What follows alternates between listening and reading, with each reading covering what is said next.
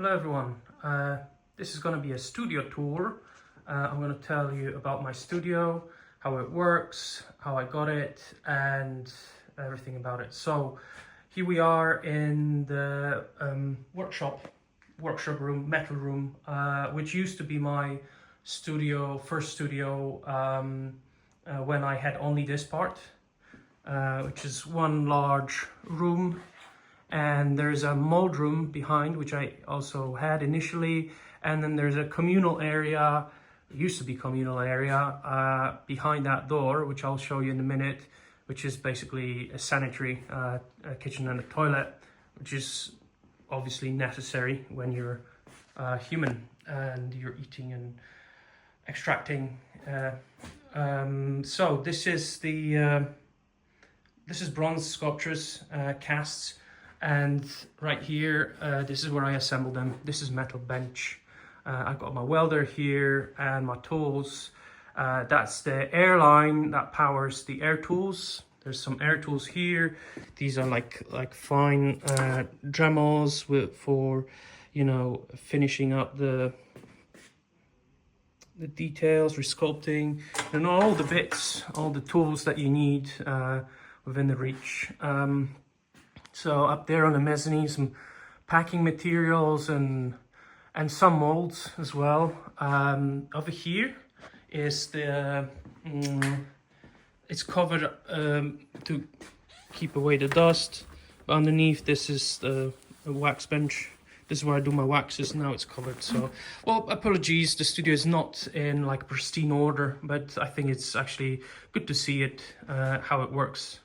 And well, you must admit that it is pretty clean and tidy. This is how I work. I like to have everything in order, and it just drives me mad when I have to look for a tool. So I'm always, you know, putting my tools back in the same spot, so I know exactly where they are. And even though sometimes in terms of workflow, it may take that extra seconds or two to put that hammer back or put that tool back, but it can save me a lot of time later looking for it and getting angry and losing my plot, losing my, you know, focus on the creative stuff. So I think it is very important to have an order in your workshop. So I'm trying to keep an order. At the moment, it's semi-disordered, you know, it's like, you know, it's the working order. I try and keep that table clean. There's an extra, like, very clever rolling shelf. It's got another welder, like a stick welder, and some other woodworking tools and other tools. Polishing kit, everything for polishing is over there. That's the polishing machine. Right, so that is the workshop. It's got extraction, as you can see over here, and it's extracting out through the mold room. Let's go to the mold room. I'll show you the mold room. So this is the mold room where I do all the smelly stuff, the molding with silicone and laminating. These are instructions which I wrote myself a long time ago, and they're still valid. They're very good. These are the tools that I need and I use. That's the bench. It's metal bench, solid metal sheet, so it's easy to clean with the scraper. Behind that blanket there is melting pots.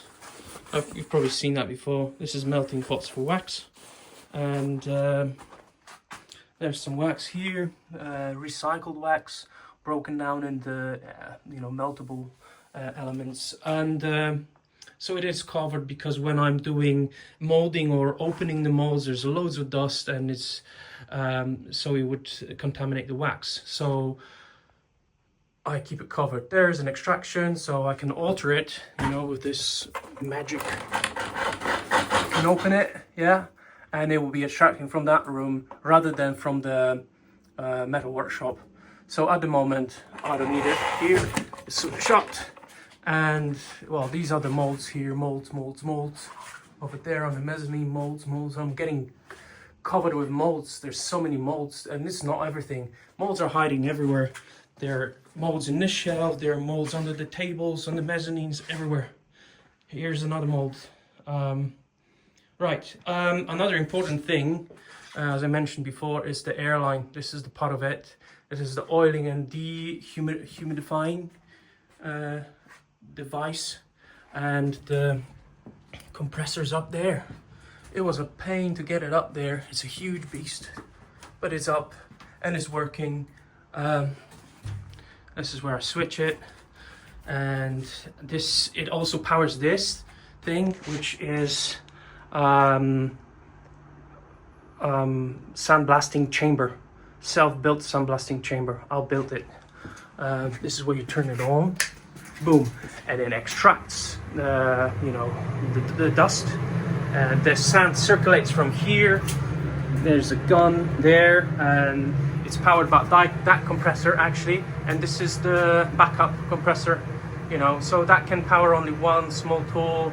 I never use it, it's just a backup. It's my old compressor, but it's still working, so it's good. If this one breaks, I can still continue work using that. Yeah, and that's the seat. It's a very clever self-made seat. Yeah, that's how it opens here. Let's open. Right, so you got these sleeves, the gloves, and this is how you sandblast here using that gun. It extracts the dust up there, and the sand circulates down there and back into the gun. Right, switch this off. And okay, so since we're here, I can show you the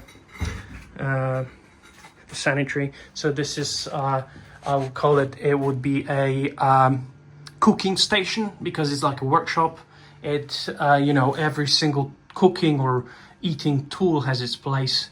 That's how it is. It's very humble and simple setting, and behind that door is a toilet and a shower, which is fantastic.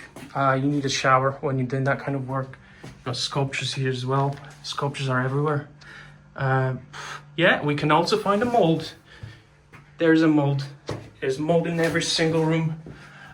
So yeah, when you're doing a dust and polish, cutting, things, then it's good to have a shower. It's a very primitive, simple setup, but it works, which is great. As recycling old switches from some old lamps, and some more here. Here we go. When I took this studio after another sculptor's, Paige Bradley, this place was basically a dump. There was rotting wood up to the ceiling. Nobody looked in there. She never used that space. She never looked in there. It was just full of rotting wood and spiders the size of cats. And yeah, it was horrible. There was nothing in there. I ran electricity and water in there, put the toilet, everything. So make this a useless space that is underneath the staircase essential part. So yeah, that's a storage, energy backup and stuff. Let's move on. So this used to be my studio for 5 years, and I had only that part, and I used it for sculpting, photography, molding, casting, metalwork, welding, patination, everything. At the moment, it is only metal work and patination. These are patinating metal turntables. Got my cylinder there, so I bring it over here. These are some residue from the recent patination. Yeah. It's good. It's got air mixer and an extraction, so it's safe. There's a window that the whole little hatch opens, gives an airflow. There's an additional airflow from that vent up there. That's very convenient. This is my kayak. The studio is located in East London in E3 postcode, which is close to the canal, and you can get to the Hackney Marshes within 20 minutes, maybe half an hour paddling. So it's only maybe 6-minute walk with the kayak on your shoulder to drop it down in the canal, and then you can paddle along to a beautiful place where you would not imagine this is in London. It's it's a natural reserve, Lea River, and it has turtles, chapels, big fish, shellfish, beautiful wildlife. So you can really, take this from the central London on your shoulder, and within half an hour kayaking down the beautiful natural reserve. Fantastic. yeah, so that's it. And here we are in the studio that I took over only 5 years ago.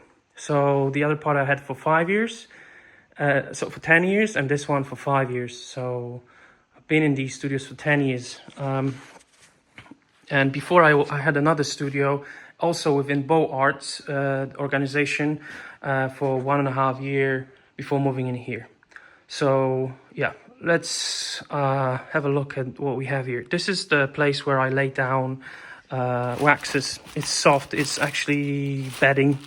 So it's bedding covered with a plastic sheet, so you can, lay down your waxes and they will not distort. And there's another upper floor for the waxes.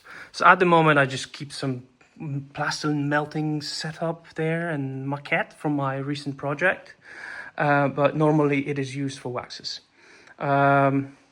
The plans, yeah, it happened that I got plans. I initially were in different places in the studio, up there on the shelves, but they didn't get enough light, so I had to move them here and buy them an extra light. Yeah. So this is another osprey sculpture, which you probably have seen in my other videos. So this is the second cast that is in the box. It's waiting for the first cast to arrive safe, and once it happens, this one will go. For the time being, it's a nice, very strong table. Right, what we have here. This area is like a cafe, basically.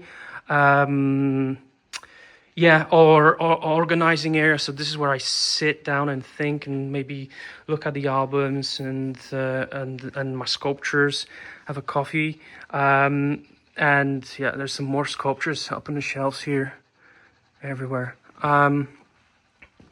This is the office where I do all the, you're a sculptor, but you still have to, deal with all the administrative work. So, and also it serves me as a source of, references, or I display on the screen sometimes. And this is exactly the place where I sculpt. I would normally sculpt here, which you can see from my videos as the sculpting area. And, practically I move the sculpture around the workshop here, around this area. That up there is a very important area. This is where I also change. And, I treat my practice holistically. Which means, my art is all around art. And so I'm spent all days in the studio.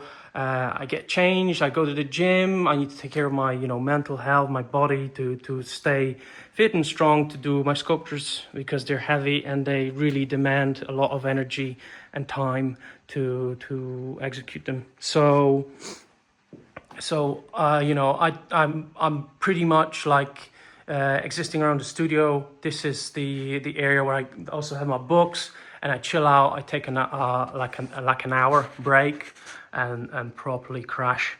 So this is like a sculpture storage. So these pieces are with me, and all the pieces that you can see all around, they are with me. And sometimes they go for shows, for the galleries and stuff. At the moment, they're here, which I enjoy, some of them, most of them. And it also is like, sometimes you like it and then you don't, and then you like it again. Right, here we are. There's an extraction, but I'm not using it. What else about this studio is it got a high ceiling, which is great. It's great, and I can have a mezzanine. I can store my sock boxes, and it makes me think better when I have that space above my head. Although I'm like 1.5 meters tall, but still I need like extra. What is like 2.5 meters above me to have the thinking room. Okay, well, nonsense. Okay, I'm talking nonsense. So, and I think I've said everything about the studio. I hope you enjoyed this little tour. thanks for watching, and I'll see you in the next one.